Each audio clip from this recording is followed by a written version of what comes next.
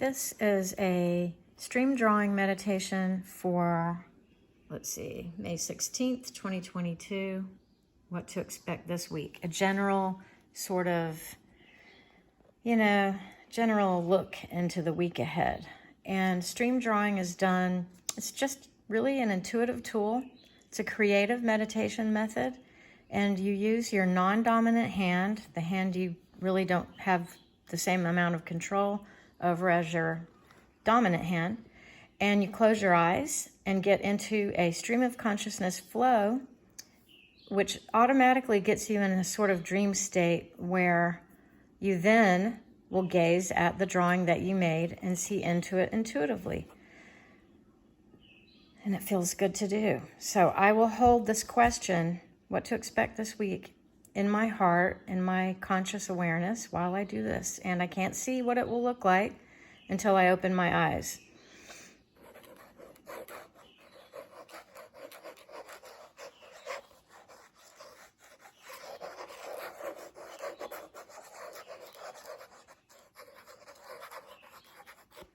Okay, so there's the drawing. And next, now I get to gaze at it. And gazing is a little different from looking. We've been conditioned to look, to know the answer, like in school. And that's a kind of fear-based way of examining content. It's like, I better get it right, or I'll be humiliated. So, and this isn't that. This is daydreaming. You're gazing at this intuitively. Your heart is open. Your imagination is at play. Usually my mind goes straight to the center, and I'm looking, and I don't know, that's so interesting right there. Look at that. It's almost like a mushroom. You know how mushrooms, toadstools, let's make it a toadstool. By the way, these are multi-dimensional, like a dream. You can look at them a million ways. So I'm going to just make note of what I notice at first. And okay, so mushroom, that's kind of loaded, because these days, people are using mushrooms for gaining deeper consciousness, for breaking through a barrier and feeling a spiritual dimension that they didn't perceive, maybe in a way that brings some sense of peace. So, this is interesting. You don't have to eat a mushroom to do that, but, it's mainly, if I look at it with that symbolism, I would say that be open to magic, because toadstools are also where fairies dwell. Be open to what you don't see, what is not obviously present. So seeing into life beyond physical. Okay, so that's going to be important this week for some reason. Don't forget your soul sees and is aware and works with your mind. Sorry about the light coming in. It's a beautiful morning.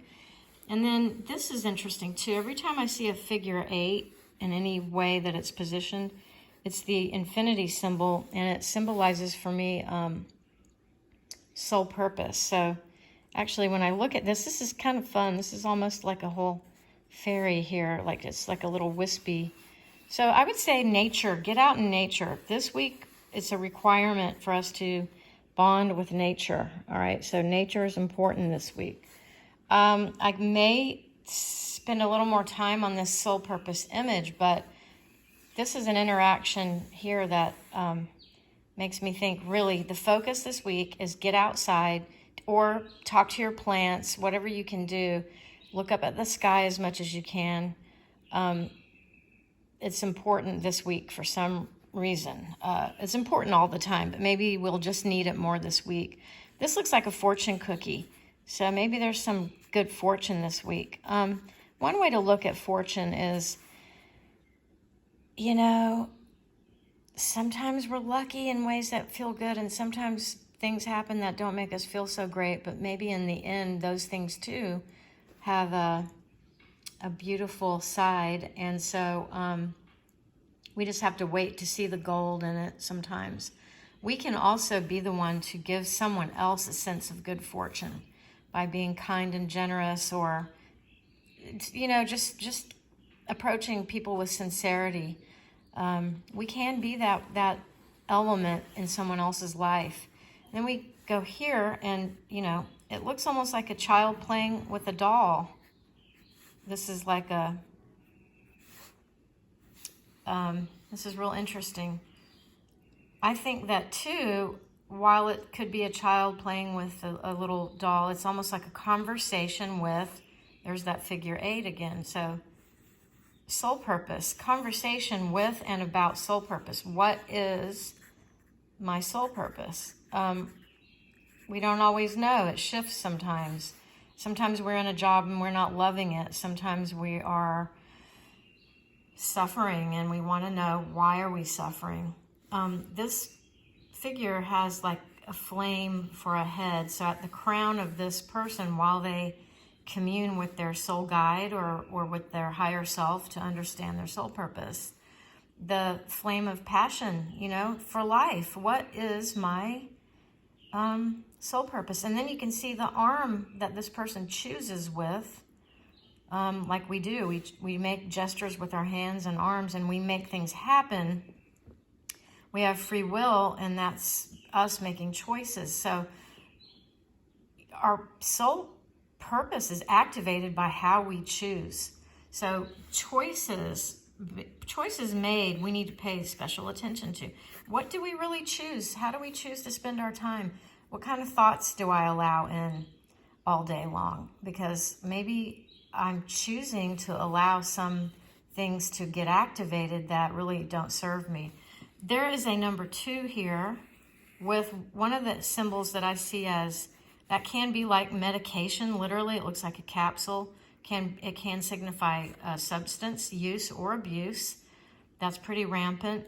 It also is like a third eye. I think on our way to feel okay, we do a lot of things to try to escape. Third eye knows and sees and can deal. You can deal with things. You don't have to escape to deal with whatever happens. You really don't have to escape. We all want to sometimes, but this sort of symbol of escape comes here, or it can be, by the way, healing, because sometimes we take medicine to heal. But if you look at it in terms of drug use, let's say, addiction-related stuff is very complex, not easy. If it's next to this very expressive number 2, so this number 2 is this kind of number 2. That is different from this kind. Very different personality, intuitive personality expression. This one is creative in my mind. I'm interpreting. You might see these differently. And so when you do a stream drawing, you get to decide. But since I'm looking at this, the feeling I get is being playful, being imaginative, being creative. Those things are really, really important for the third eye, for the soul purpose, for feeling activated and actualized. And remember, again, we make our choices. So talking a little bit to the soul purpose element within ourselves and choosing and being more consciously aware. I'm going to really pay attention this week to what I allow in and how I choose everything, every step of the way, how I choose to encounter someone, how I choose to view situations, all of it. This is really fun. Here we have a heart, and it's got like a cross tie, like emotional ties. This is kind of fun, though. Look at this heart. It actually starts to look like a puppy dog, too, with little ears. This is interesting. Dog symbology. So dog, they're protectors.